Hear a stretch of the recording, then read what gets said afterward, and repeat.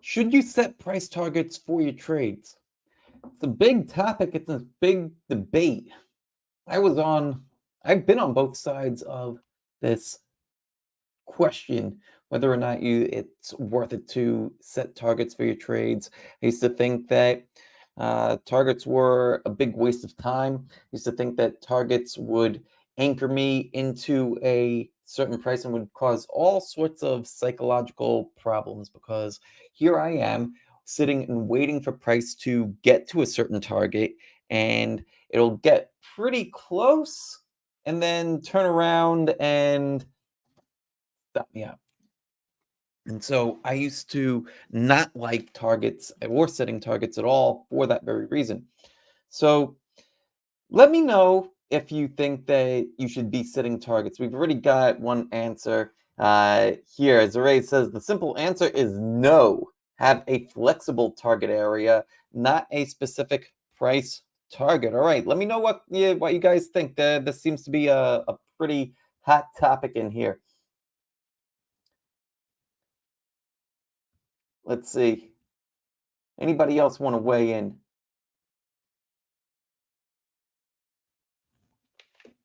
I have a few thoughts on setting targets and why. Well, now before I try to make a case for setting targets or against setting targets, well, why don't we ask the question of,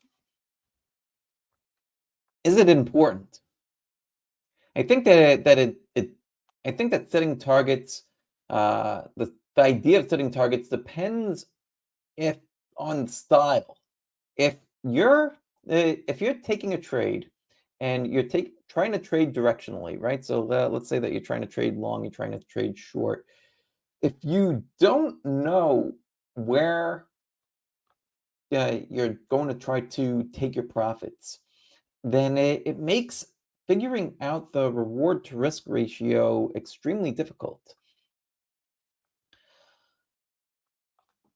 So that's one thing that setting targets can help us with, but there's a number of other things too. It also lets you know where you are in the trade. So for example, let's just say, well, why don't we take a look at some charts and see how that helps us here. I feel like I'm already making the case for targets, but that's not exactly the intention here. So here I'm sharing it over on YouTube. I'm sharing it now over here on Instagram. Right, take that down. Okay, so the idea of setting targets, if I were to enter this trade here and I did not enter a target, the idea then, or why you might not want to enter a target, is because, well, you want to ride the trade for as long as it's going to go, right? If you set a target, then that means that you're going to sell at that target. Well, not necessarily. A target could give you direction. A target can help you figure out where you think that the trade might go. It could help figure out if the trade is worth it or not. But uh, setting a target doesn't mean that you necessarily have to sell everything at that particular target. It doesn't mean that you need to sell anything at that target. In fact, uh, you should really have multiple ways to exit a trade rather than just targets. So, why bother with the target? It's helping to figure out how much. Uh, well, here's how I'm using it. Number one, right? So I've got this trade up here, AMPH. Excuse my annotations. I like to draw all over the charts. But one of the things that I have over here, if this trade breaks out again, I'm already in it from down here. And I'm looking to extend my wins if it pulls back and then breaks out again. Down here, I was able to figure out, well, if my entry price is down here at 56.10 and my stop loss is down here, then my target is way up here at 69, and 69 is based off of a number of different factors. We could talk about those, but it's telling me that this trade has 7.8 times the risk involved. Wonderful. How about this add-on? If I want to take this add-on entry, right, because price broke out and then it pulled back, if I want to add to this, then what this is helping me figure out is the reward to risk ratio again. Same target, but if I want to add to this, now I could get another 4.35 to 1 for every dollar that I risk on this. So that's what it's helping me figure out. It's helping me figure out the reward to risk on each trade. Let's see what other questions came in or what other thoughts came in. See the chat is blowing up here.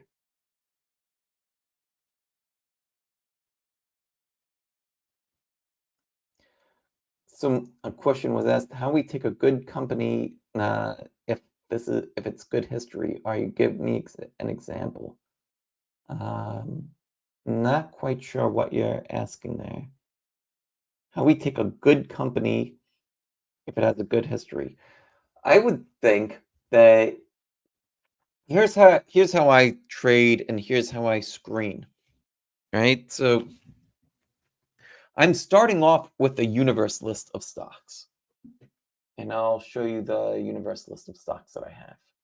Right, so let's bring up the universe list.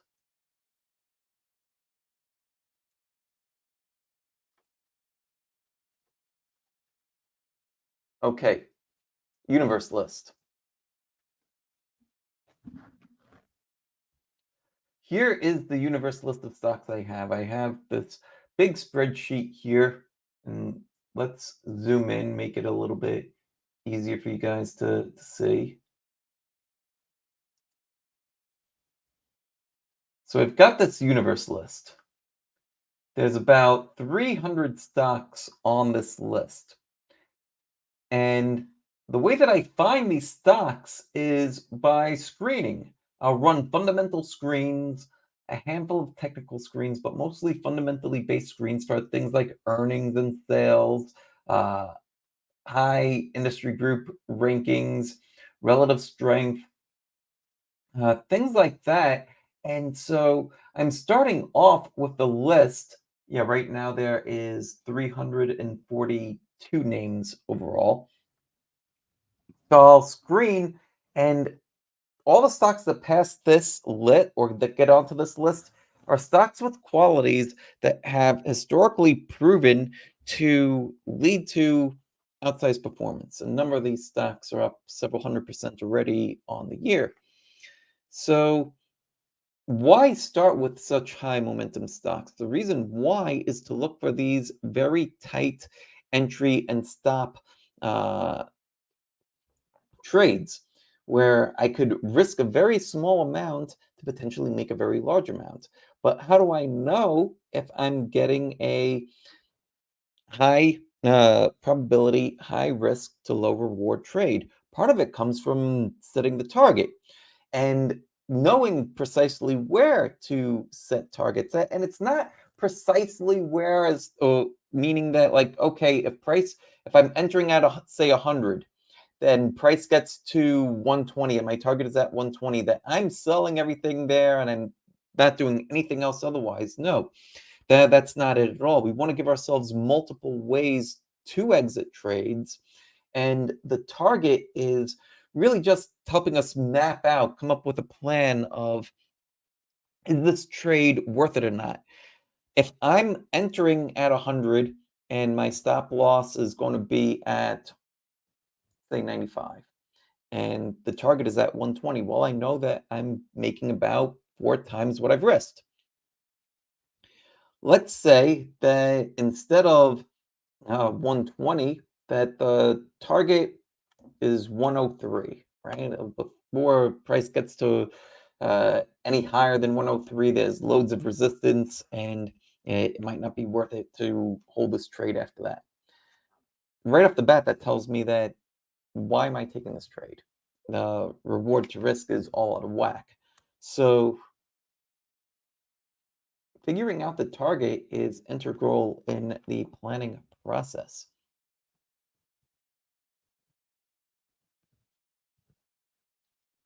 Let's see what other questions are here. Here's one from Zoraez.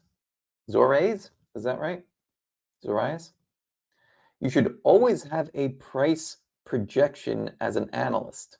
That's very important. Anticipating to use it as a take profit target is a different story.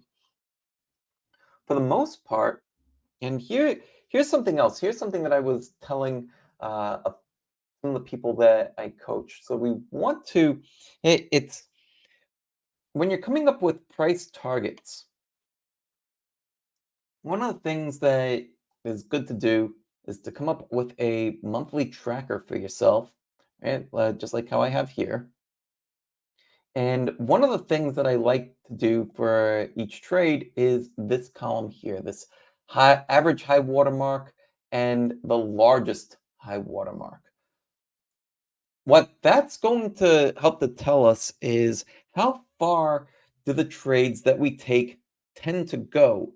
And it's helping us figure that out in close to, we could do it in close to real time. This is showing month to month to month. Uh, you could also track it a lot more frequently than that as well. But what this is going to be able to tell you is how far do the trades that you're in actually go? How far do the trades that you're in actually go? That's important to know. And the reason why it's important to know, because you could start to set targets based off of your own results. The reason why it's important to know how far trades go based on your own results is because if you're taking the same setups over and over and over again, then you'll get a good gauge into market conditions. Sometimes the market will uh, not give you very much gains. Sometimes the market will give you great gains. As the market starts to heat up, just like how it's been the last couple of months, you'll start to see the high watermark begin to increase more and more and more. So that tells you that you should set higher targets and let trades run a bit further so that way uh, you could capture more of those gains. What do you think about that?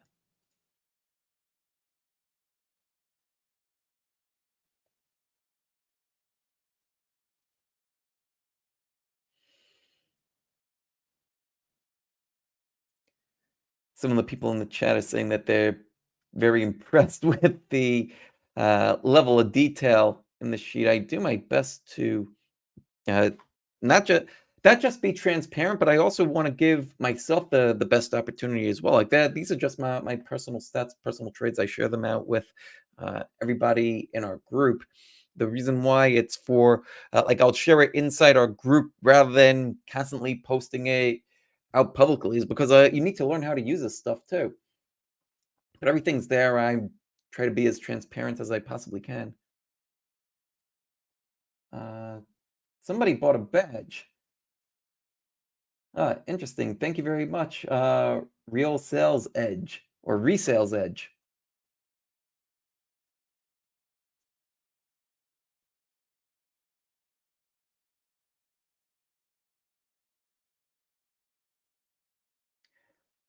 Other questions? What are the questions you guys have?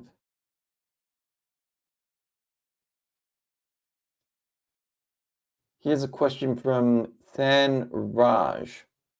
Hi, sir. In trading, how to control emotions and control revenge from the market? The best way is to have a plan, follow your plan. Now, you want to have a detailed plan and execute based off of your plans. You want to track your plans, and if your plans are leading you to better results, then great. continue to follow that plan. If it's not, then that's what's going to tell you that you need to adjust your plans. Now, how do you have a good plan that you can trust, that you will follow, and not just allow that plan to fly out the window?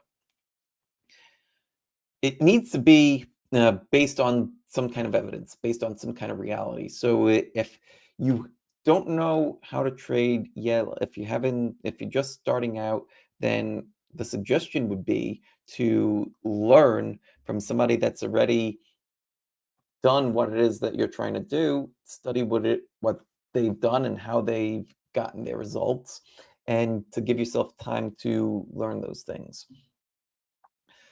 There's certain skills that are universal to all kinds of traders, whether you're trading crypto, stocks, forex, futures, what have you.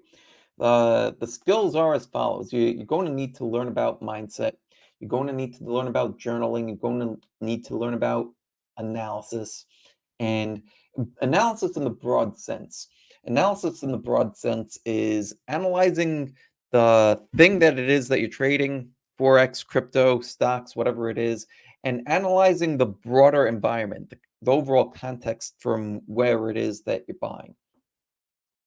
Going to need to learn about those things. Going to need to learn about position sizing and risk management, trade management, portfolio management, how to do a post analysis. So, to go back to your journal and figure out what's working, what isn't, and how to test.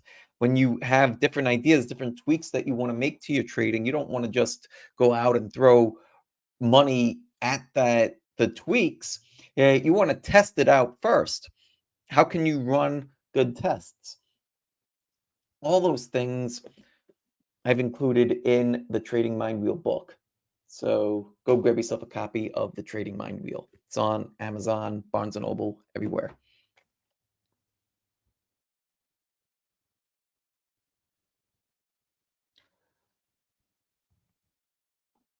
Pankaj says, how much gains is realistic?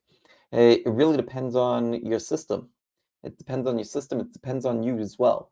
So it's both the person that it's the trader and the trading system. So what has the system statistically proven to get? That would be the first question.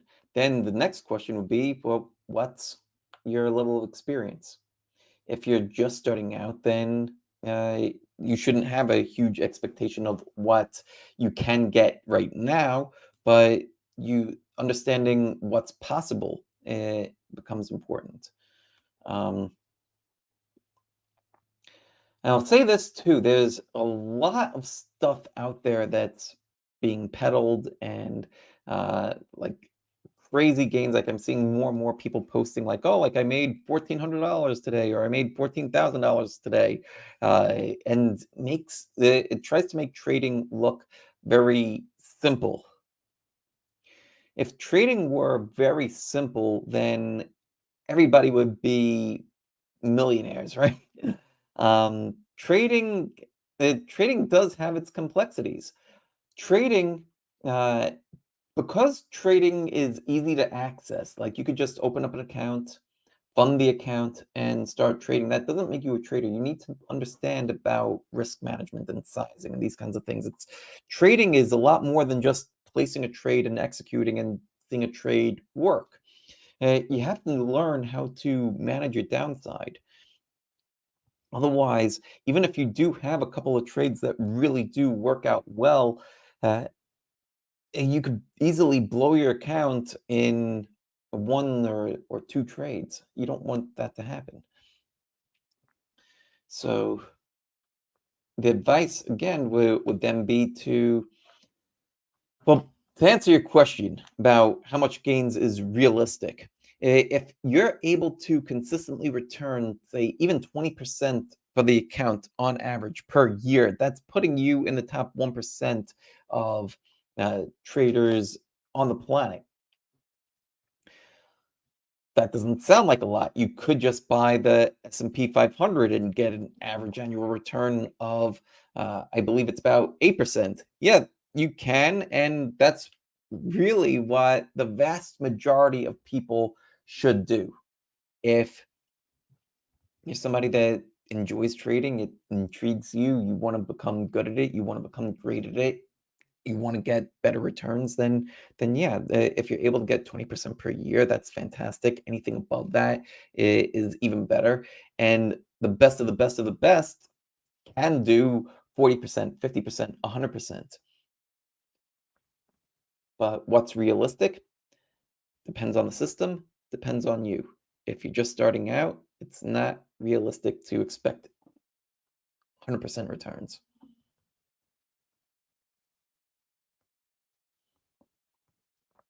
From Sani Raj says, in my trading journal, 10 days in profit, but 1 day lost all profit and some capital. How to work on this? Sounds like you have a position sizing issue, at least, right? So we don't know each other, but from the way that you phrase the question, it sounds like it's a position sizing issue. If you lost the entire account based on 1 day, and you were profitable 10 other days. I don't know how profitable you were on those 10 other days, but if you blow your account, then then yeah, like it's likely a sizing issue.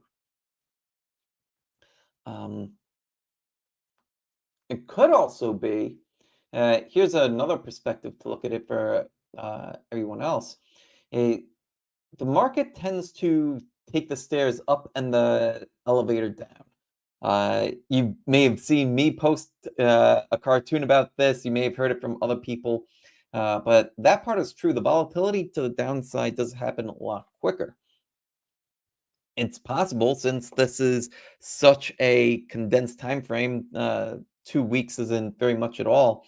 It could just be a very swift down day, and it could be part of the normal action. All things to consider.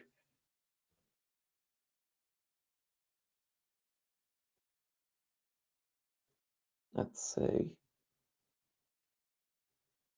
I see Riz International in the audience.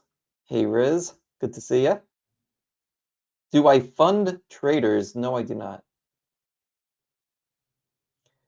Any other questions?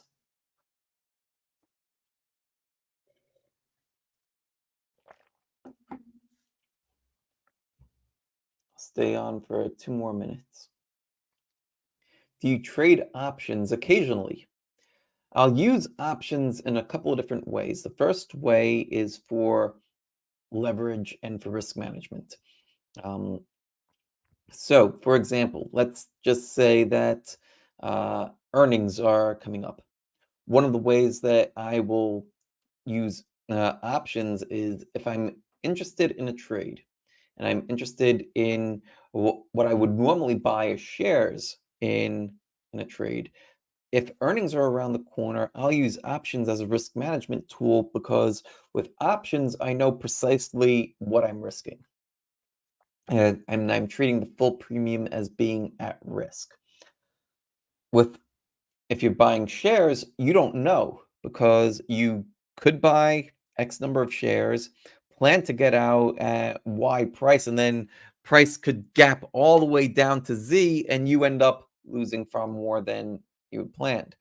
If you're using options, then if you're treating the premium as the amount that's at risk, then you know precisely how much you've risked. That's one way that I'll use options. Lots of other ways uh, we could do a show on options. Maybe that'll be one that we do later this week or next. Question from Alex Alexanders.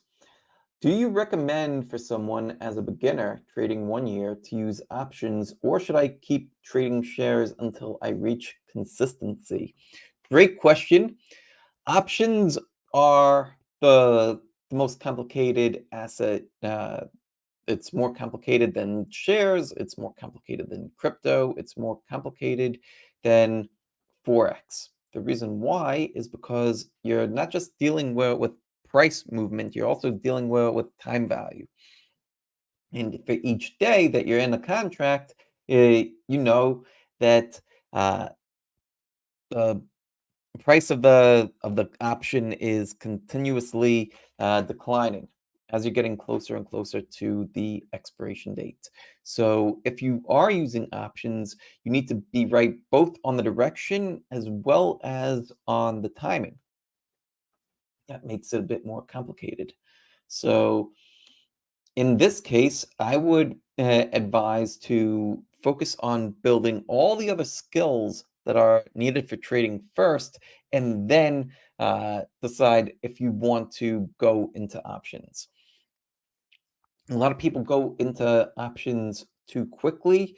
They end up losing because of it, and because it one, it's volatile. Two, it's complex. But the allure is that you could make a lot of money very quickly, especially if like if you're day trading options. One of the things that I talk about in my book is how I day traded options to a crazy large return.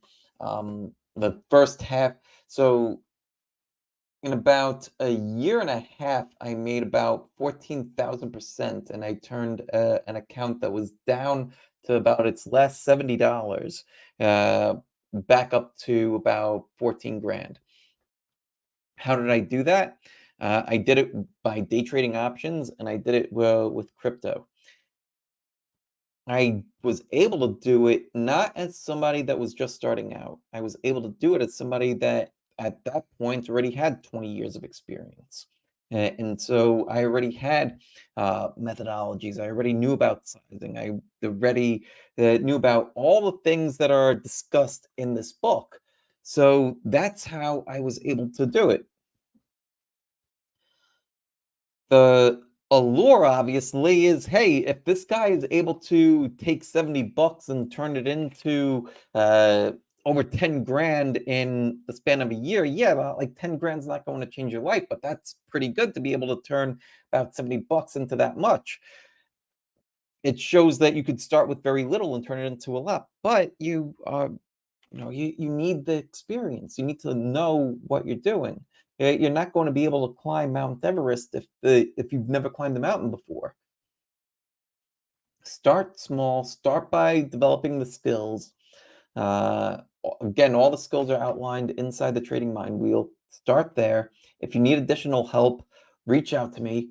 We have programs that can help you, and that's the way to go about doing it.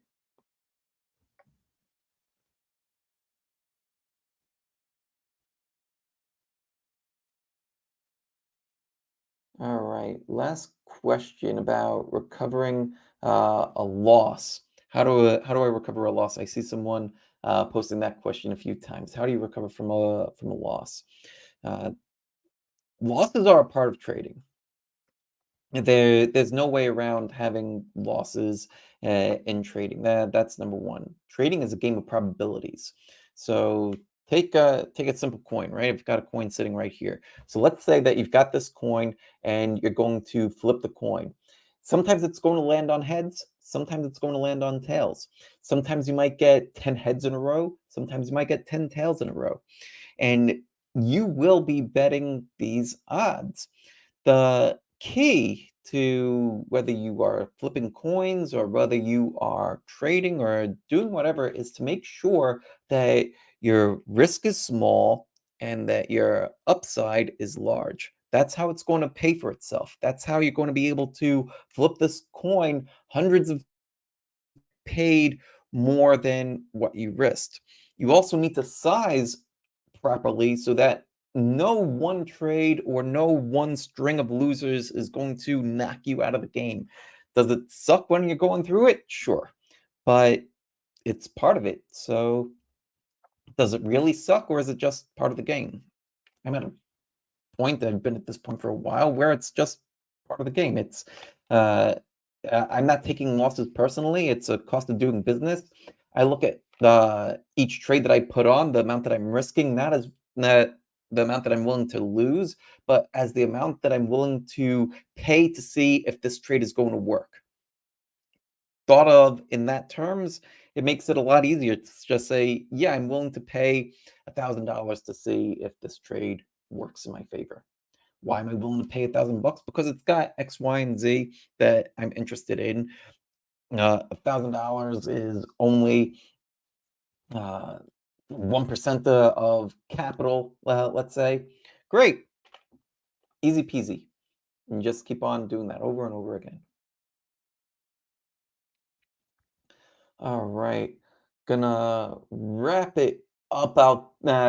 Alex, I just saw your question. Do you trade every day? No, I trade when the setups that I'm interested in appear.